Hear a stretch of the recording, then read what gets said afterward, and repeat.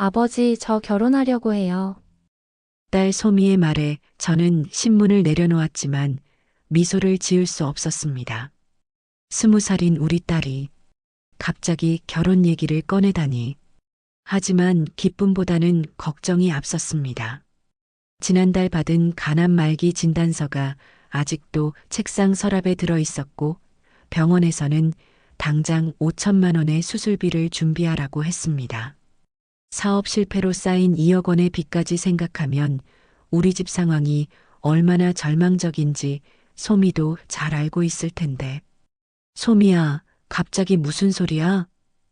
제가 조심스럽게 물었습니다. 혹시 딸이 저를 위해 무리한 선택을 하는 건 아닐까 하는 불안감이 들었습니다. 소미의 얼굴을 자세히 보니 결혼을 앞둔 처녀의 설렘이나 기쁨은 전혀 보이지 않았습니다. 대신 무거운 책임감과 결심 같은 것이 가득했습니다. 눈가에는 잠 못 이룬 흔적이 있었고 평소보다 훨씬 야위어 보였습니다. 아버지, 저 정말 좋은 분을 만났어요. 저희를 도와주겠다고 하시는 분이에요. 그 순간 제 가슴이 철렁 내려앉았습니다. 도와주겠다고 하는 분이라는 표현에서 이것이 사랑이 아닌 다른 이유 때문이라는 것을 직감했습니다. 소미야, 혹시 제가 말을 시작하려 하자 소미가 눈물을 흘리기 시작했습니다. 아버지, 저는 정말 어쩔 수 없어요. 아버지가 죽으시면 저는 어떻게 살아요? 딸의 절규 같은 말을 듣는 순간 저는 모든 것을 이해했습니다. 우리 가족의 현실은 너무나 잔혹했습니다. 아버지는 말기암으로 죽어가고 있고 수술비는 천문학적이며 집은 이미 담보로 잡혀 있고 빚은 눈덩이처럼 불어나고 있었습니다. 소미가 대학도 휴학하고 편의점에서 밤낮으로 알바를 뛰는 것도 모자라 주말에는 전단지 배포까지 하며 돈을 벌고 있었습니다. 그런데도 한 달에 버는 돈은 최소한의 생활비도 안 됐습니다. 병원에서는 수술을 미루면 미룰수록 생존 확률이 떨어진다고 경고했고 채권자들은 매일 전화를 걸어왔습니다. 아버지 수술비 때문에 정말 다른 방법이 없어요. 소미의 말을 듣는 순간 제 가슴이 무너져 내렸습니다. 내 딸이 아버지를 살리기 위해 자신의 인생을 희생하려 한다는 것을 깨달았을 때 저는 차라리 죽는 게 낫겠다는 생각이 들었습니다. 소미야, 그런 식으로는 안 돼. 아버지는 괜찮으니까 내 인생을 망치지 마라. 제가 딸의 손을 꽉 잡고 애절하게 말했습니다. 하지만 소미는 이미 결심을 굳힌 것 같았습니다. 아버지, 그분은 정말 좋은 분이에요. 소미가 눈물을 닦으며 말했습니다. 저를 정말 아껴주시고, 그리고 아버지 병원비와 빚까지 다 해결해 주신다고 하셨어요. 조건 없이요. 하지만 저는 알고 있었습니다. 세상에 조건 없는 도움이란 없다는 것을, 특히 이렇게 큰 돈을 대가 없이 주는 사람은 더더욱 없다는 것을, 분명 소미가 모르는 무언가가 있을 것이었습니다. 아내를 일찍 잃고 혼자서 소미를 키우면서 항상 미안했던 마음에 딸이 좋은 사람 만나 행복하게 사는 것이 제 유일한 소원이었습니다. 그런데 이제 제 병 때문에 딸의 인생이 송두리째 망가지고 있었습니다. 제가 더 능력 있는 아버지였다면, 제가 건강했다면 이런 일은 없었을 텐데, 그런 자책감으로 가슴이 찢어질 것 같았습니다. 그날 밤 저는 침대에 누워서 천장을 바라보며 생각했습니다. 20살 딸이 돈 때문에 자신의 인생을 포기할 정도로 우리 상황이 절망적이구나. 내가 무능한 아버지였기에 딸이 이런 극단적 선택을 할 수밖에 없게 된 것이구나. 그런 죄책감과 함께 한편으로는 딸을 도와준다는 그 사람에 대한 궁금증과 불안감이 커져갔습니다. 과연 어떤 사람이기에 이런 거액을 선뜻 내놓겠다고 하는 걸까? 그리고 정말 대가 없이 도와주는 걸까? 며칠 후 그 사람을 만나게 될 때까지 저는 이런 복잡한 마음으로 하루하루를 버텨나갔습니다. 그 운명의 날은 금요일 오후였습니다. 소미가 아침부터 안절부절 못하며 집안을 정리하고 있었습니다. 아버지, 오늘 오후에 그분을 모셔올게요. 소미의 목소리는 떨리고 있었습니다. 저는 최대한 마음을 열고 좋게 보려고 노력했습니다. 딸이 선택한 사람이라면 분명 좋은 면이 있을 거라고, 나이 차이가 좀 있어도 진정으로 소미를 사랑하는 사람일 거라고 스스로를 달랬습니다. 점심도 제대로 넘어가지 않았습니다. 처음 만나는 사위감 앞에서 초라해 보이지 않으려고 평소 입지 않던 정장까지 꺼내 입었습니다. 오후 3시쯤 현관문에서 차 소리가 들렸습니다. 고급 승용차 문이 닫히는 소리가 들리더니 곧 초인종이 울렸습니다. 소미가 뛰어나가 문을 열었습니다. 아버지, 소개해 드릴게요.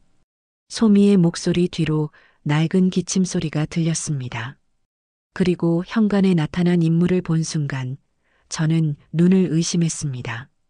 백발이 성성한 노인이었습니다. 제가 58인데 그 사람은 아무리 봐도 이르는 훨씬 넘어 보였습니다. 값비싼 양복을 입고 있었지만 허리가 굽어 있었고 오른손에는 고급스러운 지팡이를 짚고 있었습니다. 정성민 회장님이세요. 소미가 떨리는 목소리로 소개했습니다. 정성민이라고 소개된 그 노인은 정중하게 고개를 숙이며 인사했습니다. 처음 뵙겠습니다. 정성민입니다. 평소 이야기를 많이 들었습니다. 목소리는 의외로 힘이 있고 품격이 느껴졌습니다. 하지만 저는 그 순간 머리가 하얘져서 아무 말도 할 수 없었습니다. 이분이 정말 우리 소미와 결혼하려는 사람이라고요? 제 딸과의 나이 차이가 거의 50살은 되어 보이는데? 아, 네, 안녕하세요. 저는 겨우 정신을 차리고 인사를 받았습니다. 하지만 마음은 전혀 편하지 않았습니다. 정 회장을 거실로 안내하면서도 계속 그를 관찰했습니다. 분명 교양 있고 품격 있는 분이라는 것은 느낄 수 있었습니다. 하지만 나이가 너무 많았습니다. 할아버지와 손녀뻘이었습니다. 회장님, 실례가 되지 않는다면 연세가 어떻게 되시는지 여쭤봐도 될까요? 제가 조심스럽게 물었습니다. 올해 70입니다. 정 회장이 담담하게 대답했습니다. 70이라니 저보다 12살이나 많았습니다. 저는 마지못해 소파에 앉았지만 마음은 전혀 편하지 않았습니다. 그런데 이상한 점이 하나 있었습니다. 정 회장이 우리 집안을 둘러보는 모습이 처음 온 사람 같지 않았습니다. 이상한 것은 거실벽에 걸린 아내의 영정사진을 자꾸 바라본다는 것이었습니다. 단순한 호기심이 아니라 뭔가 특별한 감정이 담긴 눈빛이었습니다. 회장님, 솔직히 말씀드리겠습니다. 저는 더 이상 참을 수 없어서 직설적으로 말했습니다. 제 딸과 회장님의 나이 차이가 너무 큽니다. 이건 결혼이 아니라 아버님의 마음 충분히 이해합니다. 정 회장이 제 말을 중간에 끊었습니다. 하지만 지금 상황이 어떤지 잘 아시지 않습니까? 소미 양의 선택을 존중해 주셨으면 합니다. 수술비 5천만 원, 그리고 빚 정리를 위한 2억 원까지 총 2억 5천만 원은 결혼 약속만 해주시면 내일 당장 은행에서 송금 처리하겠습니다. 그 말을 듣는 순간 제 머릿속이 하얘졌습니다. 그렇게 큰 돈을 아무렇지도 않게 말하는 것도 놀라웠지만 더욱 충격적인 것은 우리 가족의 정확한 빚 규모까지 알고 있다는 점이었습니다. 소미에게 들었다고 하기에는 너무 구체적이고 정확했습니다. 이건 결혼이 아니라 거래입니다. 제가 화를 내며 일어서자 소미가 급히 제 팔을 붙잡았습니다. 아버지, 그러지 마세요. 저는 정말 회장님을 좋아해요. 나이는 많으시지만 저를 정말 소중히 여겨주시고 마음도 따뜻하신 분이에요. 소미의 말을 들으니 더욱 가슴이 아팠습니다. 20살 딸이 70살 노인을 좋아한다고 말하는 것 자체가 비정상적이었습니다. 분명 저를 안심시키려고 하는 거짓말이었을 것입니다. 소미야, 정말 그런 거니? 억지로 하는 건 아니고. 제가 다시 물었지만 소미는 고개를 끄덕이며 네, 아버지. 정말이에요라고 대답했습니다. 하지만 그 순간 소미의 눈에서 흘러내린 눈물 한 방울을 저는 놓치지 않았습니다. 딸이 자신의 인생을 희생해서라도 아버지를 살리려고 하는 것이었습니다. 더 이상 반대할 명분도 다른 대안도 없었습니다. 결국 저는 무거운 마음으로 고개를 끄덕일 수밖에 없었습니다. 그날부터 일주일간 결혼 준비가 진행됐습니다. 정성민 회장은 약속대로 다음날 오전에 수술비와 빚 정리를 위한 돈을 모두 입금해 주었습니다. 은행에서 확인 전화가 왔을 때 저는 믿을 수가 없었습니다. 정말로 2억 5천만 원이라는 거액이 제 계좌에 들어와 있었습니다. 그리고 병원에서도 즉시 수술 날짜를 잡을 수 있다고 연락이 왔습니다. 모든 것이 마치 꿈 같았습니다. 몇 달 동안 고민하고 걱정했던 모든 문제가 하루 만에 해결되다니. 하지만 기쁨보다는 복잡한 마음이 더 컸습니다. 이 모든 것의 대가가 제 딸의 인생이라는 것을 생각하면 가슴이 무거웠습니다. 결혼 준비 과정을 지켜보면서 정 회장의 세심함에 놀랐습니다. 결혼식장은 시내 최고급 호텔로 예약했고 소미의 드레스는 유명한 웨딩샵에서 맞춤 제작했습니다. 심지어 신혼여행도 제주도의 최고급 리조트로 예약해 놓았습니다. 화환, 사진, 음향까지 모든 것이 완벽하게 준비됐습니다. 이런 꼼꼼함이 단순히 돈이 많아서가 아니라 뭔가 특별한 의미가 있는 것 같다는 생각이 들었습니다. 마치 평생 기다려온 결혼식을 준비하는 것 같은 정성이었습니다. 하지만 정 회장의 행동에서 이상한 점들이 계속 눈에 띄었습니다. 가장 먼저 발견한 것은 거실벽에 걸린 아내의 영정사진을 바라보는 태도였습니다. 처음에는 단순한 호기심인 줄 알았는데 매번 올 때마다 그 사진을 오랫동안 바라보는 것을 보니 뭔가 특별한 감정이 있는 것 같았습니다. 단순히 소미와 닮았다는 정도가 아니라 마치 그 사진 속 사람을 아는 것 같은 눈빛이었습니다. 어느 날은 제가 부엌에서 차를 준비하고 있는데 거실에서 낮은 한숨 소리가 들렸습니다. 살짝 내다보니 정 회장이 아내 사진 앞에서 깊은 생각에 잠겨 있었습니다. 그의 표정에는 그리움과 후회, 그리고 말할 수 없는 슬픔이 섞여 있었습니다. 결혼식 당일 아침, 저는 일찍 일어나 혼자 조용히 아내의 영정 앞에 앉았습니다.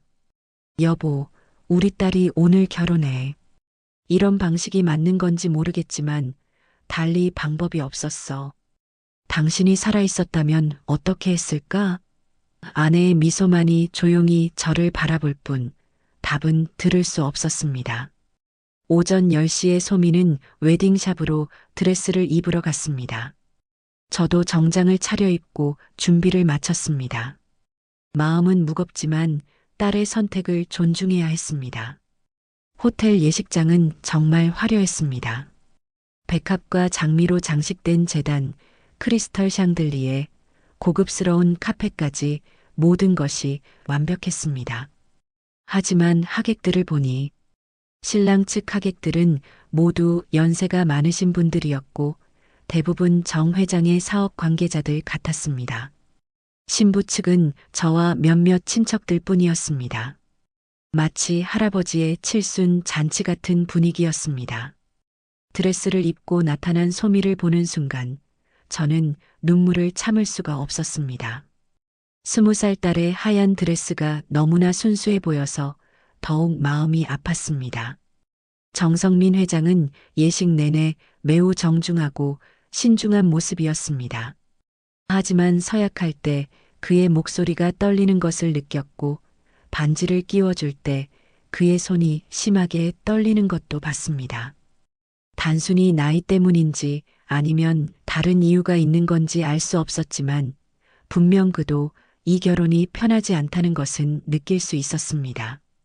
예식이 끝나고 피로연에서 한 노부인이 제게 다가와 말했습니다. 따님이 참 좋은 분이시네요. 회장님이 이렇게 늦은 나이에 좋은 인연을 만났군요. 예전에 딸을 잃은 아픔이 있으셔서 더욱 소중히 여기실 거예요. 그 노부인의 말이 마음에 걸렸지만 그때는 그냥 사교적인 인사말 정도로 생각했습니다. 예식이 끝나고 소미는 정 회장과 함께 제주도로 신혼여행을 떠났습니다. 3박 4일의 일정이었는데 떠나는 소미를 보내면서 저는 복잡한 마음이었습니다. 정 회장이 좋은 분이라고는 하지만 역시 나이 차이가 너무 컸습니다. 소미가 잘 적응할 수 있을까 걱정이 됐습니다. 그리고 신혼여행에서 돌아온 후에는 소미가 정 회장의 저택에서 살게 될 텐데 저는 또 혼자가 되는 것이었습니다. 하지만 이 모든 것이 저를 살리기 위한 딸의 희생이라는 것을 생각하니 더욱 마음이 무거웠습니다. 신혼여행에서 돌아온 소미를 만난 것은 정 회장의 저택에서였습니다. 2층 저택은 정말 웅장했습니다. 넓은 정원과 분수대, 그리고 고급스러운 인테리어가 눈에 들어왔습니다. 소미가 전화로 급히 와달라고 해서 달려갔는데 딸을 만나는 순간 저는 뭔가 큰 변화가 있었다는 것을 직감했습니다. 소미의 얼굴에는 이전과는 전혀 다른 표정이 있었습니다. 충격과 당황, 그리고 믿을 수 없다는 듯한 눈빛이었습니다. 3박 4일의 제주도 여행을 마치고 돌아온 딸의 모습은 결혼 전보다도 더 야위어 보였습니다. 아버지, 소미가 저를 보자마자 달려와서 안겼습니다. 마치 무서운 일을 당한 아이가 부모를 찾는 것 같았습니다. 소미야, 무슨 일이야? 신혼여행은 어땠어?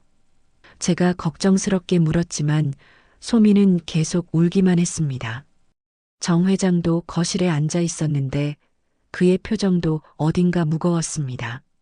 어서 오세요. 이쪽으로 앉으세요. 정 회장이 인사했지만 분위기가 심상치 않다는 것을 느낄 수 있었습니다. 소미야, 대체 무슨 일이 있었던 거야? 제가 다시 물었습니다.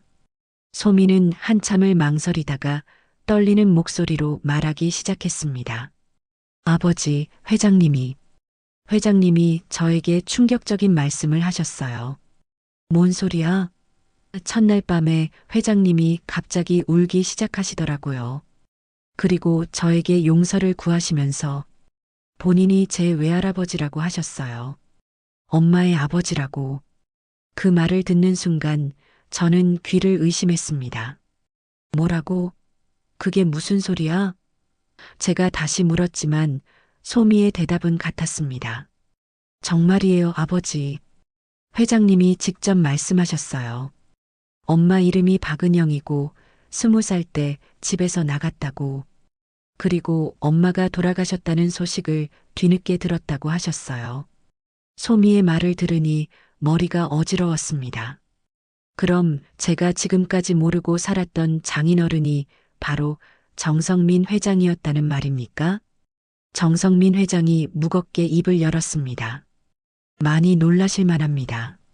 저도 이런 식으로 말씀드리게 되어 정말 죄송합니다. 그의 목소리에는 깊은 후회가 묻어났습니다.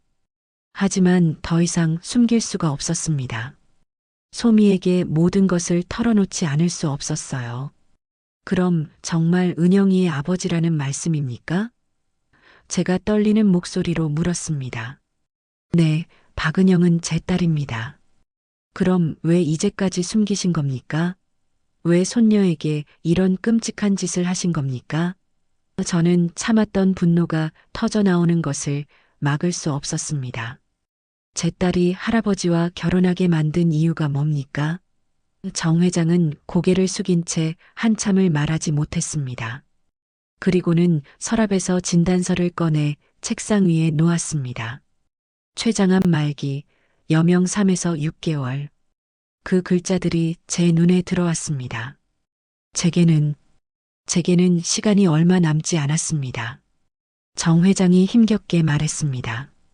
저에게는 정말 절박한 상황이 있었어요. 정 회장이 더 많은 서류들을 꺼내기 시작했습니다. 제 동생 정병철과 그의 자녀들이 제가 죽기도 전에 모든 재산을 가져가려고 하고 있어요. 이미 변호사까지 고용해서 저를 요양원에 강제로 보내려는 계획을 세우고 있습니다. 요양원이요? 제가 놀라며 물었습니다. 네, 제가 혼자 살기 어렵다는 명분으로 요양원에 보내고 그러면 제 모든 재산 관리권이 정병철에게 넘어가게 됩니다. 정 회장의 목소리에는 분노와 절망이 섞여 있었습니다. 법적으로는 가족이 노인의 안전을 위해 요양시설에 모실 수 있거든요. 특히 제가 혼자 살고 있고 몸이 아프니까 명분이 충분해요. 그럼 소미에게 직접 유산을 주시면 안 되나요? 제가 물었습니다. 그것도 생각해봤지만 불가능해요. 정 회장이 답답해하며 말했습니다. 제가 소미에게 큰 금액을 증여하거나 유언장을 남기면 정병철이 바로 법정 다툼을 벌일 거예요. 혈연관계도 불분명한 사람에게 재산을 넘긴다며 무효 소송을 제기할 거고 그러면 소미는 몇 년간 법정에서 싸워야 해요. 그 과정에서 재산은 동결되고 소미는 아무것도 받을 수 없게 됩니다. 더 심각한 것은 정 회장이 계속 설명했습니다. 제가 요양원에 들어가면 정신 능력에 문제가 있다고 주장할 수 있어요. 그러면 제가 소미에게 남긴 모든 유언장이나 증여가 무효가 될 수 있습니다. 하지만 결혼은 다릅니다. 소미가 제 법적 배우자가 되면 배우자 상속권이 생겨요. 이것은 그 누구도 건드릴 수 없는 확실한 권리입니다. 그래서 결혼이라는 방법을 택하신 건가요? 맞습니다. 다른 방법은 정말 없었어요. 정 회장이 절박하게 말했습니다. 제가 이미 준비해 둔 것들도 있어요. 이 집과 회사 지분 일부를 소미 명의로 미리 바꿔뒀거든요. 변호사와 상의해서 법적으로 문제 없도록 처리했어요. 설령 제가 요양원에 들어가더라도 이미 소미 명의로 된 재산은 그들이 건드릴 수 없어요. 그런데 왜 처음부터 사실을 말씀하지 않으셨어요? 제가 물었습니다. 갑자기 나타나서 나는 내 외할아버지다라고 하면 믿으셨겠어요?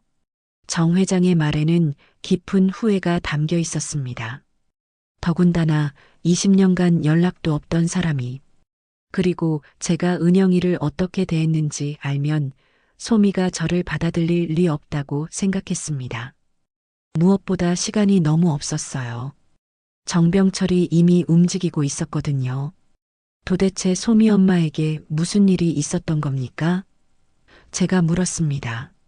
정 회장은 깊은 한숨을 내쉬며 20년 전의 이야기를 털어놓기 시작했습니다. 은영이가 20살이었을 때 그 아이가 가난한 남자와 사귄다고 했어요. 정 회장이 저를 바라보며 말했습니다. 저는 당시 사업이 한창 잘 나갈 때였고 은영이에게는 좋은 집안의 남자와 결혼하기를 바랐습니다. 그런데 은영이는 제 말을 듣지 않았어요. 사랑한다고 절대 헤어질 수 없다고 했습니다. 저는 화가 나서 은영이를 집에서 쫓아냈습니다. 정 회장의 목소리가 떨리기 시작했습니다. 그런 남자와 결혼하려면 내 딸이 아니다. 다시는 집에 발도 들여놓지 말아라고 했어요. 그때 제가 너무 고집이 세고 권위적이었습니다. 딸의 행복보다 체면과 자존심을 더 중요하게 생각했어요. 그의 목소리에는 평생의 후회가 묻어나 있었습니다. 그 후로 은영이는 정말로 집에 오지 않았습니다. 정 회장이 눈물을 흘리며 계속했습니다. 제가 너무 자존심이 세서 먼저 찾아가지도 못했고 그러다가 몇 년 후 손녀가 있다는 얘기를 들었습니다. 하지만 여전히 자존심 때문에 찾아가지 못했습니다. 내가 먼저 굽히면 안 된다는 어리석은 생각에 사로잡혀 있었어요. 그때 정 회장이 낡은 편지 봉투를 꺼냈습니다. 그런데 은영이가 집을 나가기 전에 저에게 이런 편지를 남겼어요.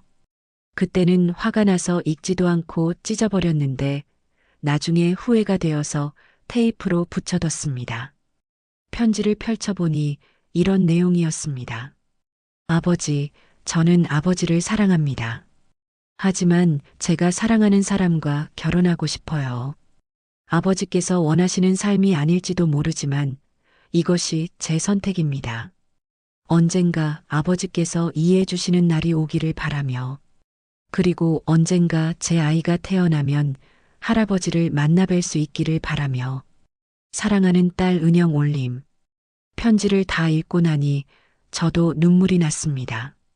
아내가 마지막까지 아버지와 화해하고 싶어 했다는 것을 그리고 소미를 할아버지에게 보여주고 싶어 했다는 것을 알게 되었으니까요. 은영이는 끝까지 화해하고 싶어 했구나. 정 회장도 눈물을 흘리며 말했습니다. 그런데 내가 너무 고집이 세서 너무 늦게 깨달았습니다. 그러다가 은영이가 사고로 죽었다는 소식을 들었을 때 정 회장이 흐느끼며 말했습니다. 그때는 이미 너무 늦었어요.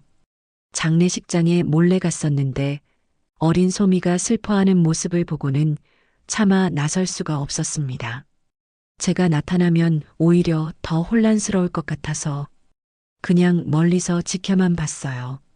그의 말을 듣고 있으니 정 회장도 나름대로 고통스러운 시간을 보냈다는 것을 알 수 있었습니다. 그 후로는 어떻게 지내셨어요? 제가 물었습니다. 멀리서나마 소미가 자라는 모습을 지켜봤습니다. 정 회장이 고백했습니다. 사립탐정을 고용해서 소미의 안부를 확인하곤 했어요. 학교는 잘 다니는지, 건강하게 자라는지. 하지만 개입할 수는 없었어요. 제가 갑자기 나타나면 오히려 혼란만 가중될 것 같아서 그리고 솔직히 용기도 없었습니다. 어떤 얼굴로 손녀를 만날 수 있겠어요? 그런데 올해 초 제가 암 진단을 받고 시간이 얼마 남지 않게 되자 더 이상 미룰 수가 없었습니다. 정 회장이 절박하게 말했습니다. 그때 소미 아버지께서 간암에 걸리셨고 소미가 경제적으로 어려움을 겪고 있다는 걸 알게 됐어요. 그 순간 이것이 운명이라는 생각이 들었습니다. 제가 소미를 도우면서 동시에 은영이에게 용서를 구할 수 있는 마지막 기회라고 여겼어요. 그때 정 회장이 갑자기 심한 기침을 하기 시작했습니다. 기침이 멈추지 않더니 손수건에 피가 묻어나왔습니다.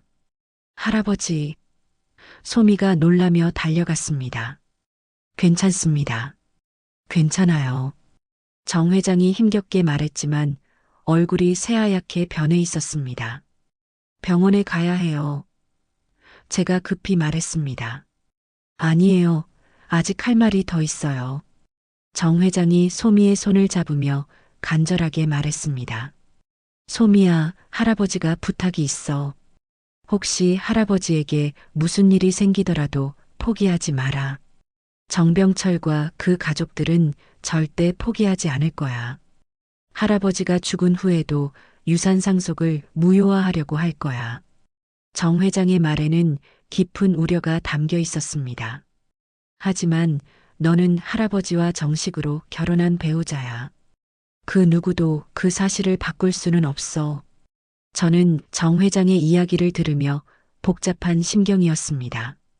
한편으로는 20년간 딸과 손녀를 버린 것에 대한 분노가 있었지만 다른 한편으로는 그의 절박한 심정과 진심 어린 후회도 느낄 수 있었습니다. 무엇보다 지금 소미를 지키려는 그의 마음만큼은 진짜였습니다. 그리고 아내 은영이가 그토록 원했던 화해가 이런 형태로나마 이루어지고 있다는 것에 묘한 감동을 받았습니다. 회장님, 아니, 이제 정말 가족이 된 셈이네요. 제가 정 회장을 바라보며 말했습니다. 앞으로 힘든 시간이 될 것 같지만 우리 셋이 함께 힘을 합치면 이겨낼 수 있을 거예요. 정 회장이 우리를 바라보며 희미하게 미소를 지었습니다.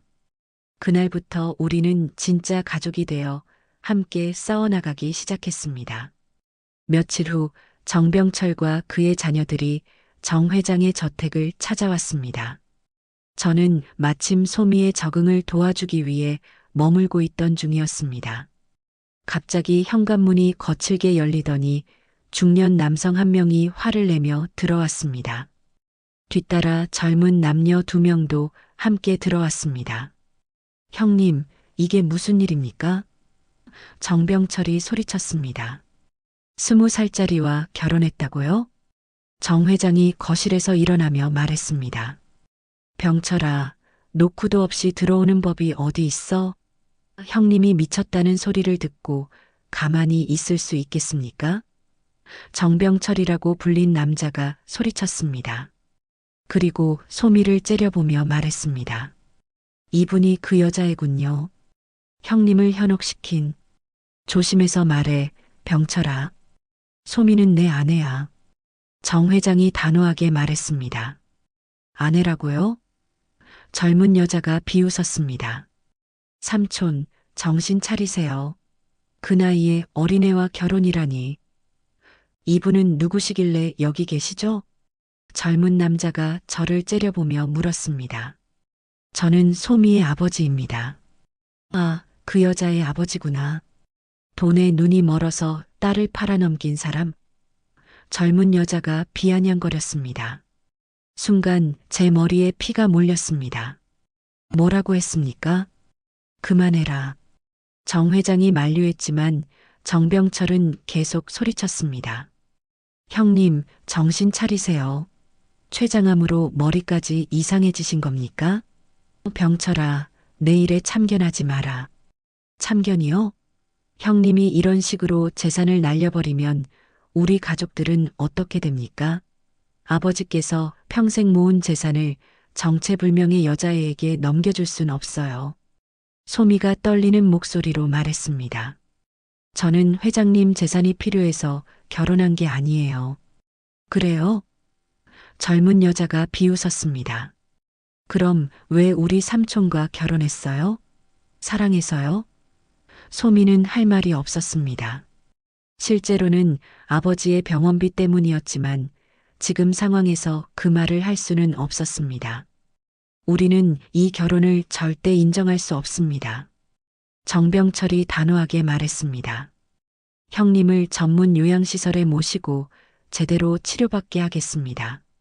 그리고 이 말도 안 되는 결혼은 무효 처리하겠어요. 정 회장의 얼굴이 창백해졌습니다.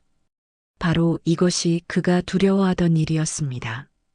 병철아, 나는 요양원에 가지 않을 거야. 정 회장이 단호하게 말했습니다. 소미가 있으니까 괜찮아.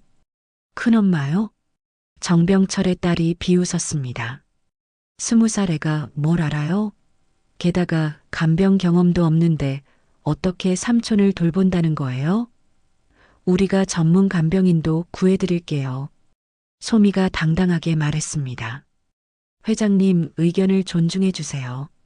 하지만 정병철은 고개를 저었습니다. 안 됩니다.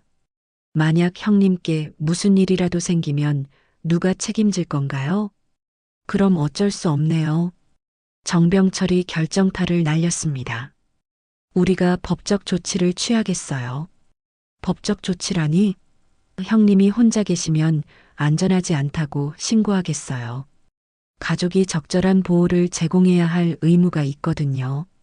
정병철의 말에 모두가 긴장했습니다. 형수라는 분이 형님을 제대로 돌볼 수 없다고 신고하면 강제로라도 요양원에 모실 수 있어요. 그들의 대화를 들으니 정 회장의 말이 맞았습니다. 이들은 정말로 재산만 노리고 있었고 소미를 인정할 생각이 전혀 없었습니다. 3일 안에 답을 주세요. 정병철이 협박하듯 말했습니다. 요양원에 들어가시든지 아니면 법정에서 만나든지 그들이 나간 후 저택은 무거운 침묵에 잠겼습니다. 소미는 소파에 주저앉아 울기 시작했습니다. 회장님, 어떻게 해요? 저 때문에 더 힘들어지시는 것 같아요. 정 회장이 소미의 손을 잡으며 말했습니다. 괜찮아, 소미야. 할아버지가 예상했던 일이야. 하지만 그의 목소리에도 걱정이 묻어났습니다. 우리가 준비해둔 것들이 있어. 이미 이 집과 회사 지분 일부를 소미 명의로 바꿔놨거든. 언제 그런 일을? 제가 놀라며 물었습니다. 결혼 전에 미리 준비해둔 겁니다. 변호사와 상의해서 법적으로 문제 없도록 처리했어요. 일주일 후 정병철 일가의 압박은 더욱 거세졌습니다. 그들은 매일같이 저택을 찾아와 정 회장을 괴롭혔습니다. 심지어 요양원 상담사까지 데려왔습니다. 형님, 이제 혼자 계시기 어려우시잖아요. 우리가 알아본 요양원은 정말 좋은 곳이에요. 정병철이 요양원 팜플릿을 펼쳐 보이며 말했습니다. 하지만 정 회장은 완강히 거부했습니다. 나는 집에서 살겠다. 소미가 있으니까 괜찮아. 그런데 정말로 문제가 생겼습니다. 어느 날 밤 정 회장이 저택에서 쓰러진 것입니다. 다행히 소미가 있어서 빨리 발견할 수 있었지만 응급실에 실려가는 상황이 벌어졌습니다. 회장님, 소미가 울면서 구급차를 따라갔습니다. 저도 급히 연락을 받고 병원으로 달려갔습니다. 의사는 탈수와 영양실조로 인한 일시적 의식 잃음이라고 했지만 전반적인 건강 상태가 많이 악화됐다고 경고했습니다. 바로 그때 정병철 일가가 병원에 나타났습니다. 역시 그럴 줄 알았어요. 정병철이 마치 기다렸다는 듯이 말했습니다. 형님 혼자 계시면 안 된다고 했잖아요. 이번 일로 확실해졌네요. 이제 더 이상 고집 부리지 마세요. 정병철의 아들이 거들었습니다. 내일 당장 요양원으로 모시겠어요. 소미가 울먹이며 반대했습니다. 회장님이 원하지 않으세요. 원하고 안 원하고가 문제가 아니에요. 안전이 우선이죠. 정 회장이 의식을 되찾았을 때 병실은 이미 전쟁터가 되어 있었습니다. 형님, 이제 정말 요양원에 가셔야 해요. 오늘 일이 증명하지 않습니까? 정병철이 다그쳤습니다. 하지만 정 회장은 여전히 거부했습니다. 나는 집에서 죽을 거야. 요양원은 절대 안 가. 형님, 병철아, 내 말 못 들었어? 나는 소미와 함께 집에서 살겠다고 했어. 그러자 정병철이 결정타를 날렸습니다. 그럼 어쩔 수 없네요. 우리가 신고하겠어요. 신고라니? 노인 방임 신고를 하겠어요. 가족이 적절한 보호를 제공하지 않는다고. 정병철의 말에 모두가 충격을 받았습니다. 형수라는 분이 형님을 제대로 돌보지 않아서 이런 일이 생겼다고 신고하겠어요. 그럼 강제로라도 요양원에 모실 수 있거든요. 소미가 떨리는 목소리로 말했습니다. 어떻게 그런 말씀을 하세요? 저는 정말 최선을 다해서. 최선을 다했다고요? 그럼 왜 오늘 이런 일이 생겼죠? 정병철의 딸이 따져 물었습니다. 회장님이 탈수 상태가 될 때까지 모르고 있었잖아요.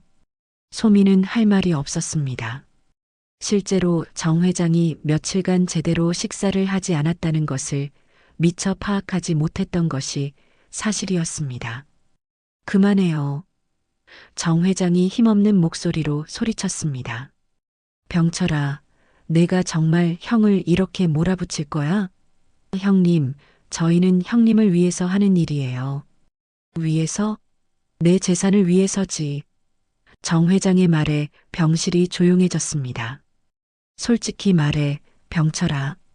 너는 내 돈이 목적이지. 내 건강은 관심도 없잖아. 정병철이 발끈했습니다. 형님, 그런 식으로 말씀하시면 안 되죠. 우리가 언제 형님 재산에 관심을 보였나요?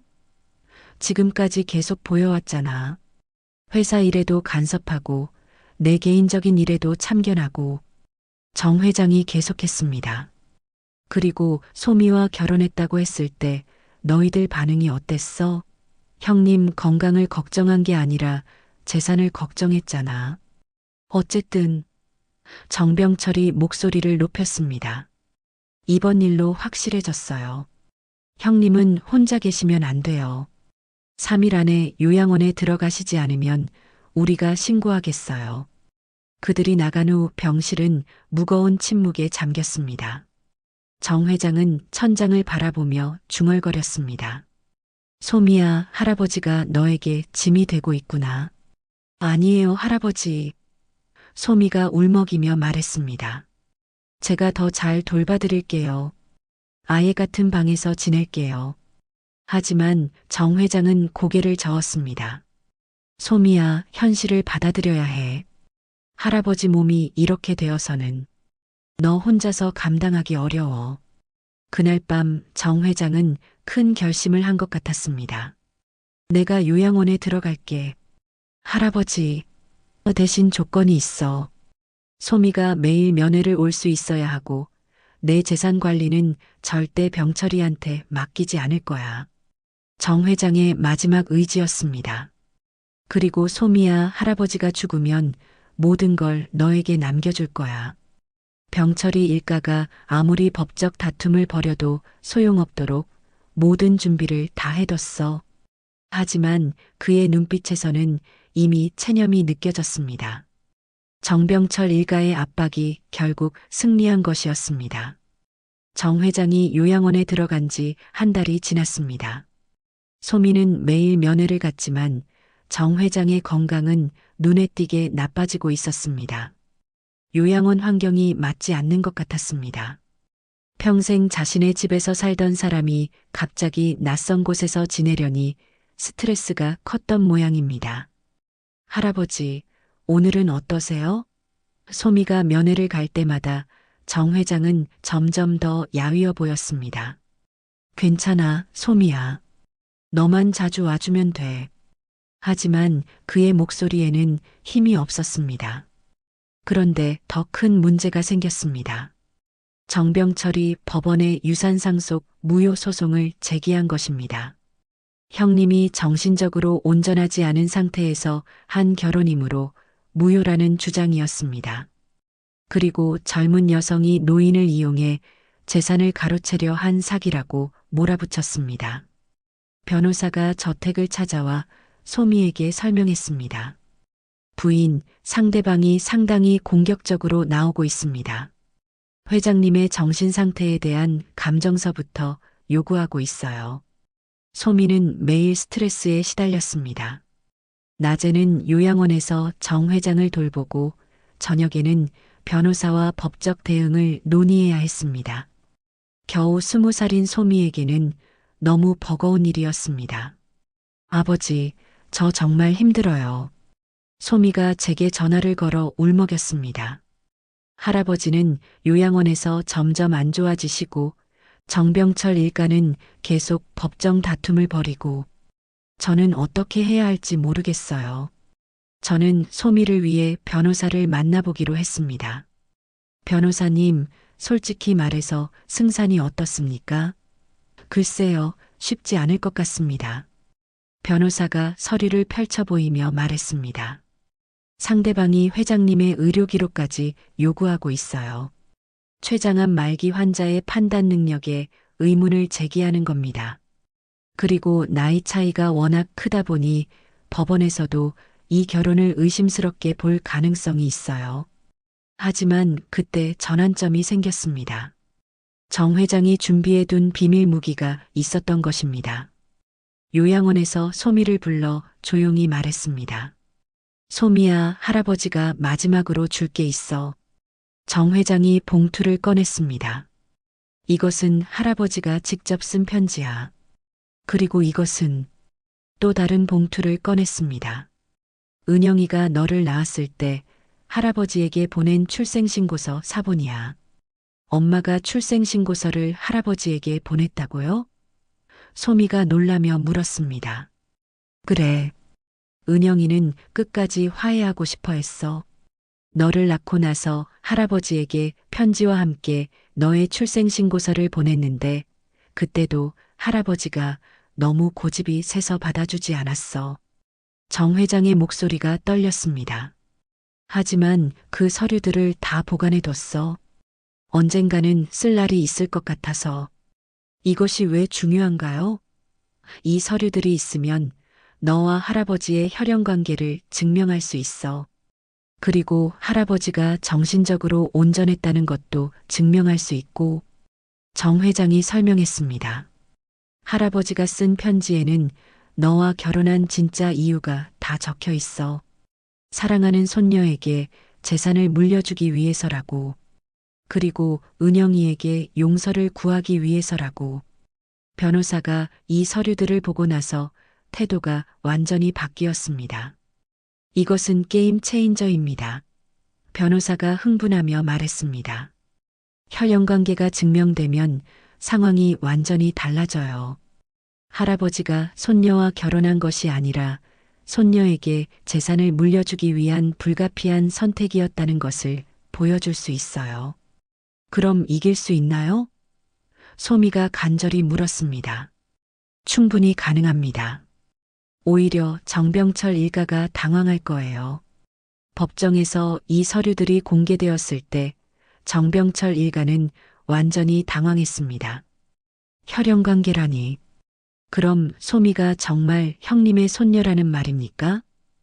정병철이 어리둥절해 했습니다. 그렇다면 왜 지금까지 숨기셨어요? 내가 이렇게 반대할 줄 알았으니까. 정 회장이 법정에서 증언했습니다. 내가 죽으면 너희들이 모든 재산을 가져갈 텐데 내 손녀만큼은 지켜주고 싶었어. 판사도 이 사건에 깊은 관심을 보였습니다. 참으로 특별한 사건이군요. 할아버지가 손녀를 지키기 위해 결혼이라는 방법을 택했다니. 결국 법원은 정 회장의 손을 들어주었습니다. 피고인의 행동은 비록 일반적이지 않지만 혈연 관계와 진정성이 인정되므로 유효한 유언의 성격을 가진다는 판결이었습니다. 정병철 일가는 상고를 포기했습니다. 더 이상 싸워봤자 소용없다는 것을 알았기 때문입니다. 하지만 승리의 기쁨도 잠시 정 회장의 상태는 급속도로 악화되고 있었습니다. 법정 출석이 마지막 힘을 쏟아낸 것 같았습니다. 소미야, 이제 할아버지는 마음이 편해졌어. 정 회장이 병상에서 미소를 지으며 말했습니다. 너와 은영이에게 할아버지가 해야 할 일을 다 했어. 그리고 일주일 후 정성민 회장은 소미의 손을 잡고 평화롭게 세상을 떠났습니다. 마지막 말은 은영아, 미안하다. 그리고 고맙다, 소미야였습니다. 정성민 회장의 장례식은 조용히 치러졌습니다. 법정 승리 이후 정병철 일가는 더 이상 나타나지 않았고 소미는 홀로 할아버지를 떠나보내야 했습니다. 저도 함께 있어줬지만 20살 딸이 감당하기에는 너무 무거운 이별이었습니다. 아버지, 할아버지가 정말 돌아가신 게 맞나요? 소미가 영정 앞에서 울먹이며 물었습니다. 할아버지를 제대로 알게 된 지 얼마 안 됐는데 정 회장과 함께한 시간이 너무 짧았던 것이 안타까웠습니다. 장례식이 끝난 후 변호사가 유산 상속에 대해 설명해 주었습니다. 부인께서는 이제 성민그룹의 최대 주주가 되셨습니다. 회장님께서 모든 지분을 부인 명의로 바꿔놓으셨거든요. 소미는 그 말을 듣고도 실감이 나지 않는 듯 했습니다. 제가 그런 큰 회사를 어떻게 운영해요? 당분간은 전문 경영인이 대신 운영하고 부인께서는 주주로서 권리만 행사하시면 됩니다. 그리고 이 저택과 다른 부동산들도 모두 부인 소유가 됐어요. 하지만 소미에게는 돈이나 재산보다 더 중요한 것이 있었습니다. 아버지, 저는 이 큰 집에서 혼자 어떻게 살아요? 소미가 저택의 거실에 앉아 말했습니다. 할아버지가 계실 때는 그래도 가족 같은 느낌이었는데 이제는 너무 외로워요. 저는 딸을 위로하며 말했습니다.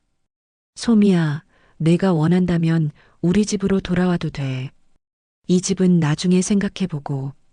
하지만 소미는 고개를 저었습니다. 아니에요. 할아버지가 저를 위해 남겨주신 곳이니까 여기서 살 거예요. 몇 주가 지나면서 소미는 점차 새로운 삶에 적응해 나갔습니다. 우선 대학에 복학하기로 했습니다. 할아버지께서 제가 공부를 계속하기를 원하셨을 거예요. 소미가 말했습니다. 그리고 성민그룹의 경영에도 조금씩 관심을 갖기 시작했습니다. 물론 직접 경영을 하기에는 너무 어렸지만 할아버지가 평생 일군 회사가 어떻게 돌아가는지 알고 싶어 했습니다. 어느 날 소미가 저에게 특별한 제안을 했습니다. 아버지, 저와 함께 이 집에서 살지 않으실래요? 어머, 이 집이 너무 크고 외로워요. 그리고 아버지도 혼자 계시잖아요. 함께 살면서 서로 의지하면 어떨까요? 소미의 제안을 듣고 저는 한참을 생각했습니다. 사실 소미가 떠난 후 혼자 사는 것이 쉽지 않았습니다. 그리고 딸이 이렇게 큰 집에서 혼자 지내는 것도 걱정됐습니다. 그래, 소미야. 우리 함께 살자. 제가 결정을 내리자 소미의 얼굴이 밝아졌습니다. 정말요? 고마워요, 아버지. 그렇게 저는 제 집을 정리하고 정 회장의 저택으로 이사를 왔습니다. 처음에는 어색했지만 점차 이곳이 새로운 가정이 되어갔습니다. 소미는 대학을 다니면서 회사 일도 조금씩 배워나갔고 저는 제 수술도 성공적으로 마치고 건강을 회복했습니다. 가끔 소미와 저는 정 회장의 서재에 앉아 이야기를 나눴습니다. 아버지, 할아버지가 정말 좋은 분이었던 것 같아요. 소미가 할아버지의 사진을 바라보며 말했습니다. 엄마와 화해하지 못한 것을 평생 후회하셨지만 저를 통해서라도 그 마음을 전하려고 하셨던 것 같아요. 저도 고개를 끄덕였습니다. 그래, 처음에는 이해할 수 없었지만 지금 생각해보면 정말 할아버지다운 선택이었어. 어느 날 소미가 저에게 중요한 이야기를 했습니다. 아버지, 저는 할아버지의 뜻을 이어받고 싶어요. 무슨 뜻이야? 성민그룹을 잘 운영해서 많은 사람들에게 도움이 되는 회사로 만들고 싶어요. 그리고 언젠가는 저도 가정을 꾸려서 할아버지처럼 가족을 사랑하는 사람이 되고 싶고요. 소미의 말을 듣고 저는 뿌듯했습니다. 딸이 이렇게 성숙하게 자란 것이 정 회장의 마지막 선물 같았습니다. 정병철과 그의 가족들은 법정 패배 이후 완전히 모습을 감췄습니다. 간혹 회사 관련 행사에서 마주치기도 했지만 더 이상 소미에게 시비를 걸지는 않았습니다. 아마도 혈연 관계가 증명된 이상 더 이상 다툴 명분이 없다는 것을 깨달았을 것입니다. 그리고 소미가 회사를 제대로 운영해 나가는 모습을 보면서 인정할 수밖에 없었을 것입니다. 1년이 지나고 소미는 완전히 달라진 사람이 되어 있었습니다. 처음에는 할 줄 아는 것이 아무것도 없던 20살 소녀였지만 이제는 당당한 성민그룹의 주인이 되어 있었습니다. 물론 아직 젊고 경험이 부족했지만 할아버지로부터 받은 사랑과 신뢰가 그녀를 강하게 만들었습니다. 아버지, 할아버지께서 저를 이렇게 키워주신 것 같아요. 소미가 어느 날 저녁 말했습니다. 처음에는 돈 때문에 시작된 결혼이었지만 결국 진짜 가족이 된 거죠. 2년이 흘렀습니다. 소미는 이제 23이 되었고 대학도 무사히 졸업했습니다. 경영학을 전공하면서 회사 운영에 대해 체계적으로 배웠고 성민그룹의 경영에도 점점 더 적극적으로 참여하게 되었습니다. 아버지, 오늘 이사회에서 제 의견이 받아들여졌어요. 소미가 신이 나서 집에 돌아와 말했습니다. 젊은 직원들을 위한 복지제도 개선안이 통과됐어요. 할아버지께서 기뻐하실 것 같아요. 저도 새로운 삶에 완전히 적응했습니다. 수술 후 건강이 많이 회복되어 이제는 정기 검진만 받으면 되는 상태가 되었습니다. 그리고 이 큰 저택에서 딸과 함께 지내면서 외로움도 많이 사라졌습니다. 가끔 정 회장의 서재에서 책을 읽으며 지내는 시간이 참 평화로웠습니다. 회장께서 정말 많은 책을 읽으셨구나. 책장을 정리하다 보면 정 회장의 흔적들을 느낄 수 있었습니다. 그런데 어느 날 소미가 특별한 손님을 데려왔습니다. 아버지, 소개해드릴 분이 있어요. 소미가 웃으면서 말했습니다. 그 뒤로 또래의 젊은 남성이 따라 들어왔습니다. 안녕하세요. 저는 김준호라고 합니다. 정중하게 인사하는 그를 보니 소미의 대학 동기 같았습니다. 대학에서 같이 공부했는데 지금은 다른 회사에서 일하고 있어요. 소미가 부끄러워하며 설명했습니다. 준호는 참 괜찮은 청년이었습니다. 소미를 대하는 태도도 진실해 보였고 무엇보다 소미의 복잡한 상황을 이해하고 있었습니다. 소미가 겪은 일들에 대해 들었습니다. 정말 대단하다고 생각해요. 준호가 저에게 말했습니다. 할아버지께서 소미를 얼마나 사랑하셨는지 알 수 있어요. 그의 말에서 진심이 느껴졌습니다. 몇 달 후 준호는 정식으로 저에게 소미와의 결혼 허락을 구했습니다. 아버님, 소미와 결혼하고 싶습니다. 준호가 진지하게 말했습니다. 소미의 과거도 현재 상황도 모두 받아들일 준비가 되어 있습니다. 그리고 소미를 평생 행복하게 해주겠습니다. 저는 준호를 보며 생각했습니다. 이번에는 정말 딸이 사랑해서 선택한 사람이구나. 준호야, 내가 우리 소미를 진심으로 사랑한다는 걸 알겠어. 제가 말했습니다. 하지만 소미는 이미 한 번 결혼했던 경험이 있고 큰 책임도 지고 있어. 그런 것들을 정말 감당할 수 있겠니? 네, 아버님. 오히려 그런 경험들이 소미를 더 성숙하고 강하게 만들었다고 생각해요. 저는 그런 소미가 더 좋습니다. 소미도 이번에는 정말 행복해 보였습니다. 아버지, 이번에는 정말 제가 원해서 하는 결혼이에요. 소미가 저에게 말했습니다. 준호 오빠는 제 모든 것을 이해해주고 성민그룹 일도 응원해줘요. 할아버지께서 보시면 기뻐하실 것 같아요. 정말로 소미의 얼굴에는 처음 보는 밝은 미소가 있었습니다.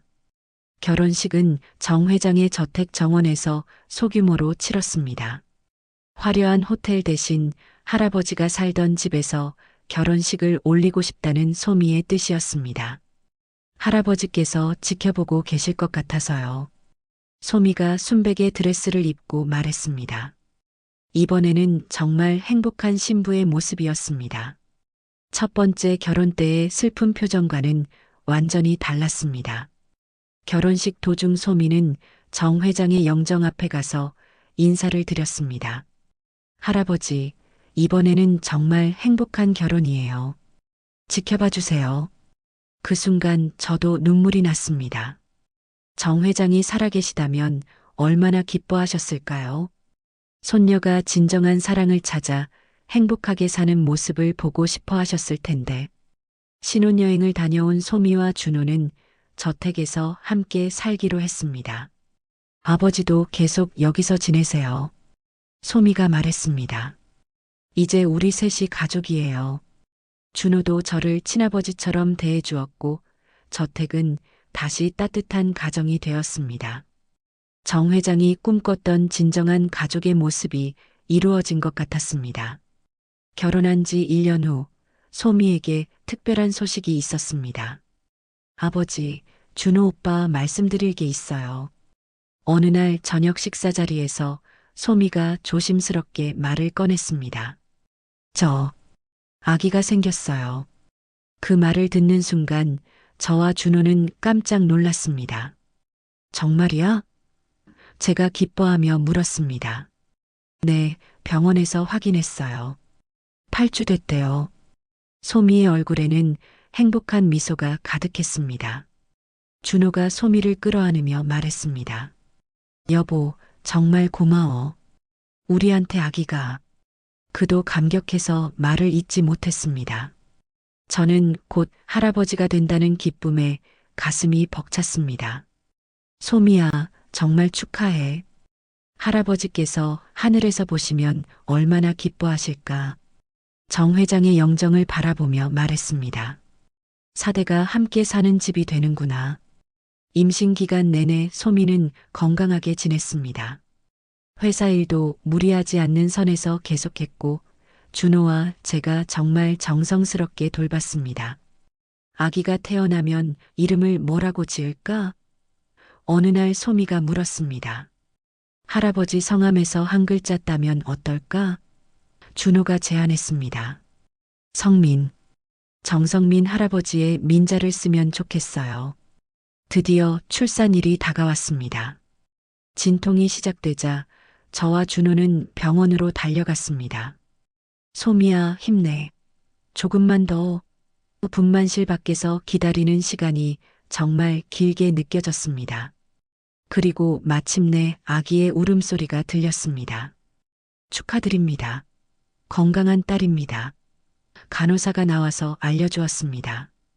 갓 태어난 손녀를 품에 안았을 때 저는 감동으로 눈물을 흘렸습니다. 작고 소중한 생명이 제 품 안에서 평화롭게 잠들어 있었습니다. 안녕, 공주님. 난 할아버지야. 제가 속삭이자 아기가 작은 손을 움직였습니다. 이름은 민서로 지었어요. 소미가 웃으며 말했습니다. 할아버지의 민자를 넣어서요. 민서가 태어난 후 저택은 더욱 활기차졌습니다. 아기 울음소리와 웃음소리가 집안을 가득 채웠습니다. 소미는 훌륭한 엄마가 되었고 준호는 정말 자상한 아빠였습니다. 저도 손녀를 돌보는 재미에 푹 빠져 살았습니다. 민서야, 증조 할아버지가 하늘에서 너를 지켜보고 계신다. 제가 민서를 재우며 속삭였습니다. 민서가 돌이 되던 날, 우리는 특별한 돌잔치를 준비했습니다. 정 회장의 저택 정원에서 가족들과 친구들을 초대해 따뜻한 파티를 열었습니다. 민서는 한복을 입고 정말 예뻤습니다. 할아버지, 민서가 정말 예쁘죠? 소미가 정 회장의 영정 앞에서 민서를 안고 말했습니다. 할아버지께서 보시면 정말 기뻐하실 거예요. 돌잡이를 할 때 민서는 붓을 잡았습니다. 우리 민서가 공부를 잘하겠네. 모두들 박수를 쳤습니다. 그 순간 저는 정 회장님이 얼마나 이 순간을 보고 싶어 했을까 생각했습니다. 손녀가 행복하게 결혼해서 아이까지 낳고 정말 완벽한 가족이 되었는데 민서가 자라면서 소미는 회사 경영에도 더욱 자신감을 갖게 되었습니다. 아기를 키우면서 더 책임감이 생긴 것 같아요. 소미가 말했습니다. 민서에게 떳떳한 엄마가 되고 싶어요. 할아버지께서 물려주신 회사를 잘 지켜나가는 성민그룹도 소미의 경영하에 더욱 발전하고 있었습니다. 어느 날 소미가 저에게 의미 깊은 말을 했습니다. 아버지, 생각해보니 정말 신기해요. 뭐가? 처음에는 아버지 병원비 때문에 어쩔 수 없이 시작된 일이었는데 결국 이렇게 큰 행복을 찾게 됐잖아요. 소미가 민서를 안고 미소 지으며 말했습니다. 할아버지께서 모든 걸 계획하신 것 같아요. 정말 그런 것 같았습니다. 정 회장이 단순히 재산을 물려주려고 한 것이 아니라 진짜 가족을 만들어주려고 했던 것 같았습니다. 소미가 행복한 결혼을 하고 아이를 낳고 따뜻한 가정을 꾸리는 것까지 모든 것이 정 회장의 마지막 선물인 것 같았습니다. 그래, 소미야. 할아버지께서 우리에게 정말 큰 선물을 주셨구나. 제가 민서를 안고 말했습니다. 이 작은 생명이 우리 가족을 완성시켜 준 것 같아. 민서는 제 품에서 방긋 웃었습니다. 그 웃음 속에서 정 회장의 따뜻한 마음이 느껴지는 것 같았습니다. 저택의 거실에는 이제 세 사람의 사진이 나란히 걸려 있습니다. 아내 은영이의 영정, 정 회장의 영정, 그리고 우리 가족의 사진. 과거와 현재가 함께 어우러진 따뜻한 공간이 되었습니다. 민서가 크면 이 모든 이야기를 들려줄 계획입니다. 증조 할아버지가 얼마나 그녀를 사랑했는지, 그리고 어떻게 우리 가족이 만들어졌는지 말입니다. 어느 날 저는 정 회장의 서재에서 그가 남긴 일기장을 발견했습니다. 마지막 페이지에 이런 글이 적혀 있었습니다. 은영아, 아빠가 너에게 못해준 사랑을 소미에게 다 해주고 싶다. 그리고 소미가 행복하게 살 수 있도록 모든 것을 준비해 놓겠다. 아빠의 마지막 소원은 소미가 진정한 가족을 만나는 것이다. 부디 소미가 사랑받으며 살 수 있기를. 그 글을 읽고 저는 눈물이 났습니다. 정 회장의 모든 계획이 이루어졌구나 싶었습니다. 이제 저는 늙었지만 매일이 행복합니다. 아침에 일어나면 민서가 할아버지 안녕하세요. 라고 인사하고 소미와 준호는 서로 사랑하며 살고 있고 곧 새 생명도 태어날 예정입니다. 이 모든 것이 정성민 회장의 마지막 선물이라는 생각이 듭니다. 가끔 저는 정 회장에게 말합니다. 회장님, 정말 고맙습니다. 처음에는 이해할 수 없었지만 이제 알겠어요. 당신이 우리에게 준 것은 돈이나 재산이 아니라 진짜 가족이었네요. 그리고 아내 은영이에게도 말합니다. 은영아, 내 아버지를 용서해드려. 마지막에는 정말 좋은 할아버지셨어. 민서가 종종 묻습니다. 할아버지, 증조 할아버지는 지금 어디에 계세요? 하늘에서 우리를 지켜보고 계신단다. 보이지 않아도요? 응, 보이지 않지만 항상 우리와 함께 계셔. 그럼 민서가 착하게 살면 좋아하실까요? 물론이지. 정말 많이 좋아하실 거야. 때로는 저택 정원에서 가족 모두가 함께 시간을 보냅니다. 소미와 준호가 손을 잡고 산책하고 민서가 뛰어다니며 놀고 저는 벤치에 앉아 그 모습을 바라봅니다. 그 순간들이 정말 소중합니다. 정성민 회장이 꿈꿨던 바로 그 가족의 모습이죠. 이제 저는 확신합니다. 그때 소미가 회장님과 결혼한 것은 단순한 거래가 아니었습니다. 운명이었고 기적이었고 사랑이었습니다. 돈 때문에 시작되었지만 진짜 가족으로 끝난 우리의 이야기. 그리고 이 이야기는 민서와 곧 태어날 아기를 통해 계속될 것입니다. 정성민 회장의 사랑은 영원히 우리 가족 안에서 살아 숨쉴 것입니다. 여러분, 오늘 이야기 어떠셨나요? 이야기가 마음에 닿았다면 구독과 좋아요 부탁드릴게요. 여러분의 따뜻한 댓글 하나가 모두에게 힘이 됩니다. 감사합니다.